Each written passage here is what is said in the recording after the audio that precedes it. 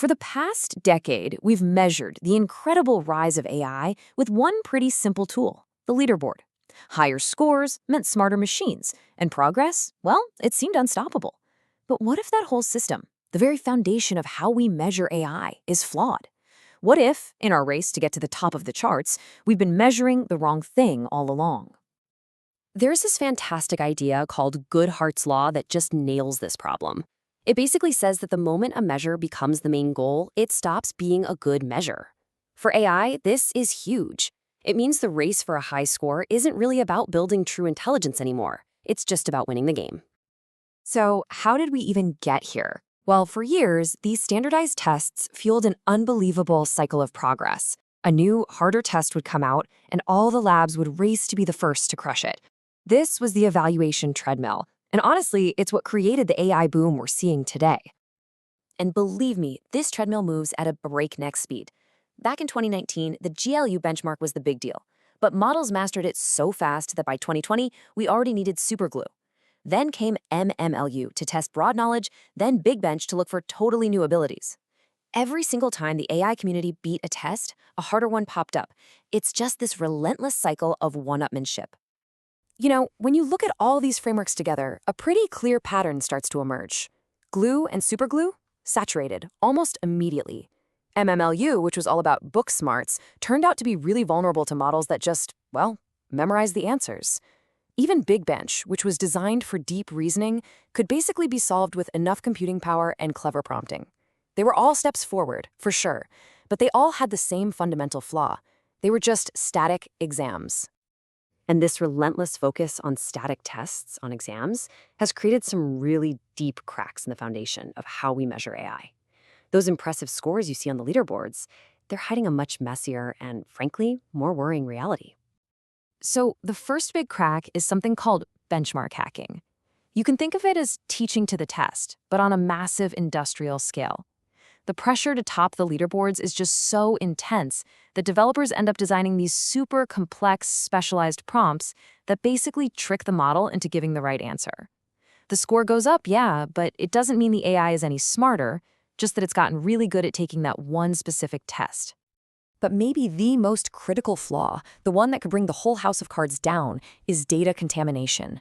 See, because these benchmarks are all public, the test questions inevitably get scraped up into the gigantic datasets that we use to train AIs. And all of a sudden, a test that's supposed to measure reasoning becomes a simple test of memory. The model isn't solving the problem, it's just spitting out the answer it's already seen. The whole result is completely undermined. Now, these flawed metrics create a really dangerous situation called safety washing. A lab can come out and say its new model is safer just because it got a higher score on some safety benchmark. But in reality, the model might not be safer at all. It's just gotten better at picking the right answer on an ethics quiz. This creates a totally false sense of security because we're confusing raw intelligence with actual genuine safety. And beyond these flawed scores, there's a hidden cost to this whole arms race. We're talking about real-world impacts that never, ever make it onto the leaderboards. First up, the energy cost. By 2026, the data centers that are powering this AI boom are projected to consume nearly 1,000 terawatt-hours of electricity. Now, that isn't just a big number. That's the same amount of power the entire country of Japan uses in a year. This massive energy drain is a direct cost of the way we're doing things right now. And it's not just electricity, it's water. Huge amounts of fresh water are needed to cool these data centers. Projections show that by 2027, the AI industry could be using up to 6.6 billion cubic meters of it. The scale is just immense, but it's also personal. Just asking a large model a few questions can use up the equivalent of a bottle of water. These staggering environmental costs are completely ignored by our current evaluation system. Okay, so this whole system is clearly broken. It demands a completely new way of thinking, a total paradigm shift. We have to get our AIs out of the sterile, predictable world of the exam hall and into something that looks a whole lot more like the real world. The change we really need is a shift from thinking about a manicured garden to a wild ecosystem. Our current system is that garden. It's controlled, it's static, it's totally predictable. But the future needs to be an ecosystem. Dynamic, adaptive, and resilient. What this really means is we have to stop measuring what an AI knows and start measuring how it behaves. So how do we actually measure behavior?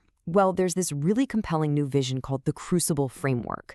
A crucible, right? It's a container you use to test materials under intense heat and pressure to see what they're really made of. And that is the exact same philosophy we need to apply to testing AI.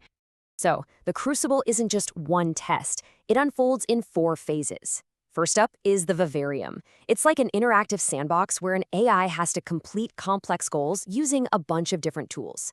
Next, it faces the gauntlet, where automated adversarial AIs are constantly trying to break it, stress testing it for every possible way it could fail. If it passes that, it enters the agora, where humans conduct audits to measure its actual, real-world social impact. And finally, there's the ledger, which gives a full accounting of its true environmental and resource costs. This whole new vision, it forces us to step back and ask a much deeper question. If that old leaderboard score is no longer the goal, then what does progress in AI actually look like? What should we even be measuring? In this new paradigm, progress isn't just about accuracy anymore. It's about robustness. How does it act when it's under pressure? It's about adaptability. Can it handle the unexpected? Efficiency. How much energy and water is it actually consuming? And maybe most importantly, alignment and character. Does it act based on human values? And does it show good judgment? These are the qualities that actually define beneficial intelligence. For years, we have poured billions of dollars into building AIs that are absolutely brilliant at passing our exams. They've aced the test. But now we're facing a much, much harder challenge. How do we build the systems that will finally test their character?